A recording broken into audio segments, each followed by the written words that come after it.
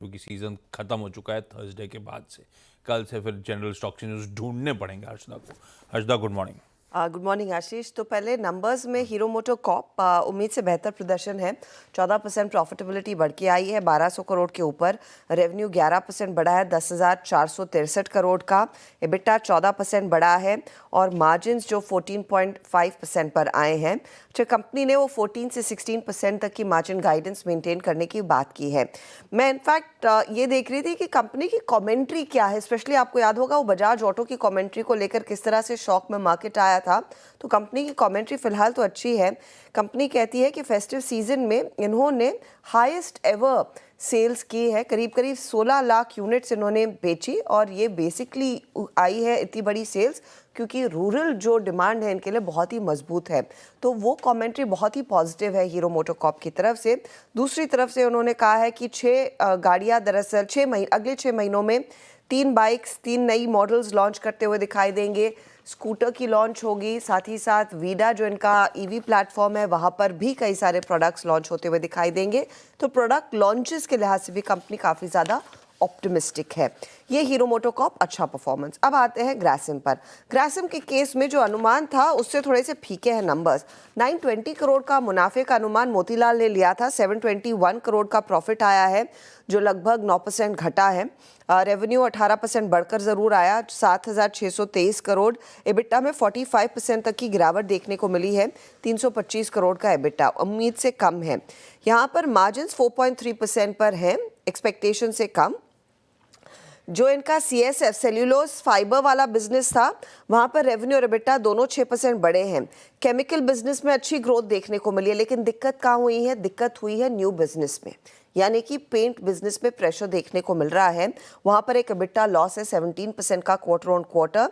Revenue हालांकि ज़रूर बढ़ता हुआ दिखाई दिया है, तो प्रॉफिट के साथ कंपनी अपने बिजनेस को स्केल नहीं कर पा रही है। हालांकि कंपनी ने आश्वासन दिया है कि FY25 के अंत तक डबल डिजिट ग्रोथ वो पेंट इंडस्ट्री लेकर आएगी।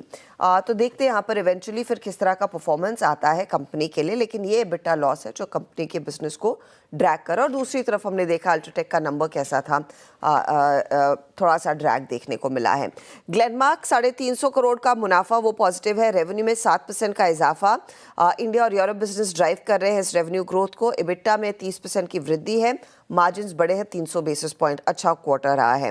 क्रॉम्पटन ग्रीव्स के लिए मुनाफे में 28% का इजाफा, रेवेन्यू 6% बढ़ा, 16% का इजाफा एबिटा में है और यहाँ पर भी मार्जिन इंप्रूवमेंट देखने को मिल रहा है लगभग 100 बेसिस पॉइंट का, तो वो एक पॉजिटिव है। मुथूट फाइनेंस भी रेडार पर रहेगा। मुथूट के लिए प्रॉफिटेबिलिटी में 26% तक की वृद्धि देखने को मिली है। 1251 करोड़ का यह फिगर आया, इन लाइन विद एक्सपेक्टेशन। ब्याज से आय में 35% का इजाफा है, 2518 करोड़, ये भी इन लाइन विद एक्सपेक्टेशन है। हाईएस्ट एवर गोल्ड लोन का AUM है इस पर्टिकुलर क्वार्टर में 28% तक की वृद्धि देखने को मिली और स्टैंड लोन AUM जो है वो लगभग 31% बढ़ा है। तो वैसे देखें तो ठीक है। मेरे पास एसेट क्वालिटी के आंकड़े नहीं है, जो वो आगे डिटेल आएगा तो उस पर ज़्यादा शायद मार्केट रिएक्ट करेगा। आज गैस कंपनियां रेडार पर रखेंगे आशीष। IGL ने कह दिया है, IGL और अदानी टोटल दोनों पर ये इम्पैक्ट आएगा क्योंकि गेल आज इनफैक्ट आज तो 18 होगी, 16 से अपनी जो सप्लाई है वो कम कर रहा है। अब कंपनियां कह रही हैं कि ये basically 20% lesser than previous allocation है। कंपनी के प्रॉफिटेबिलिटी पर इसका इम्पैक्ट आएगा। अब देखना यही होगा कि कंपनी अब यहाँ से वो गैस प्राइस पास ऑन करती है या नहीं, क्योंकि प्राइसेस में इजाफा देखने को मिलेगा ज़रूर। जोमैटो रेडार पर रखिएगा। जोमैटो ने लॉन्ग अवेटेड जो डिस्ट्रिक्ट ऐप है वो दरअसल लॉन्च कर दिया। ये कल सुबह की अपडेट है। इन्होंने एंड्रॉयड और एप्पल आईफोन के लिए मूवी इवेंट डाइनिंग आउट के लिए अगर आपने बुकिंग करनी है वो डिस्ट्रिक्ट ऐप के जरिए जाकर करेंगे, तो वो एक एंटिटी लॉन्च कर दी है और इसको लेकर काफ़ी ज़्यादा उत्सुकता है मार्केट में। अब कंपनी ने ये भी कहा है कि देखिए 10,000 करोड़ का ग्रॉस ऑर्डर वैल्यू FY26 में इस पर्टिकुलर बिजनेस से अचीव कर लेंगे। डिस्ट्रिक्ट ऐप में जो पेटीएम का टिकटिंग बिजनेस है वो भी जोड़ा जाएगा, तो वो आपको जहन में रखना है। होनासा के खराब नंबर्स हैं तो वहाँ पर एक झटका लग सकता है। हालांकि स्टॉक एक अंडर परफॉर्मर रहा है पिछले 1-1.5 महीने से। इनफैक्ट उससे ज़्यादा का अगर आप चार्ट देखेंगे तो स्टॉक ने अंडर परफॉर्म किया है। ब्रेन बीज यानी कि फर्स्ट क्राई, इसका परफॉर्मेंस अच्छा रहा है। स्टॉक रडार पे कोई छोटा सा ब्रेक के उस पर आज का इवेंट्स कैलेंडर और कमोडिटी स्ट्रैटेजी।